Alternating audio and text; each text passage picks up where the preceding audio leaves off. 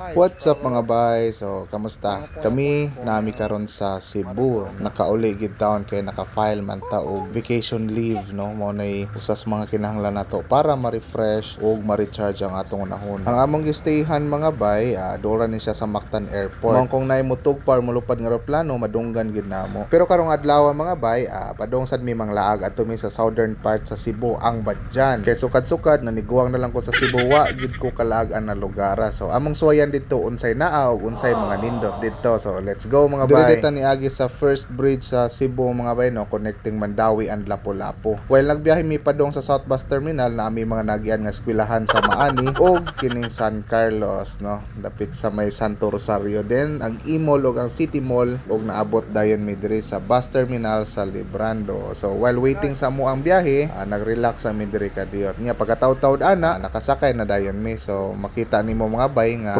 probinsya feels kay sa mga bay, no, daghan kay green, ya presko kay ang hangin, which is kinahanglan nato isip usa ka empleyado para maka-recharge. A few moments later. After pila ka oras nga biyahe sa bus mga bay, sakto-sakto gid nga nanakit ang lubot o nilingkod, naabot ra gid mi ani nga moang destinasyon ang Badjan. So wala na mi giusikan pang oras para masulit jug maayo ang among layo nga pagbiyahe. So nidiretso din mi aning ilahang kaliguanan. Nga grabe katinaw aning tubig nila mga bay, kay tubod lagi og mag-abot sa diri ang tubig sa dagat. Unya perti pong bugnawa ni kay makita ninyo nga ilawom siya aning mga dagkong kahoy. Maong sakto kay sa humul-humulan, labi nag medyo naluya imong lawas sa biyahe, alam ni kay ni siya para maka-relax ug maka-recover ang imong mga kaunuran.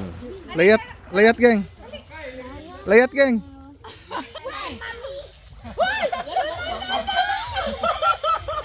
Wala gigisayang nga oras ang mga tao mga bay, so enjoy na kaayo samot na mga bata. Ako diri lang ko niagi sa pikas agianan mga bay, so naginahinay lang na kay basin ma-slide ta, kay basin matumba ta diretso sa tubig nya dako nung kay glagubo nya makasala nya noon tani ilang kaliguanan. Bitaw mga bay, joke lang, no.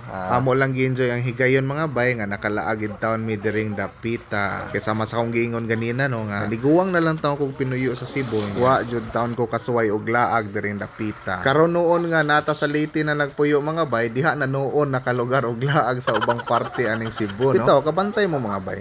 Ikaw nga taga dinha, ikaw ang dili noon ka-explore kayo sa inyong lugar nya. Katong mga dili taga dinha, mao noy maswito pa, especially ka ng mga laaganan or mga tourist spot, mahibong na lang ka nga naa day mga nindot nga laaganan sa inyong lugar, no. Although katong napami sa Cebu, medyo layo ginon yung Badjan kung imo gintuyoon. By the way mga bay, shout out lang ko ning RF og ni Bobby Castro, kay mao gid taon ni sila nag-adapt namo while nang laag ni diri sa ilahang lugar nga first day pa lang gidala namin nila diri sa pangmalakasan nga kaliguanan diri sa ilang lugar diri sa Manduyong Badjan.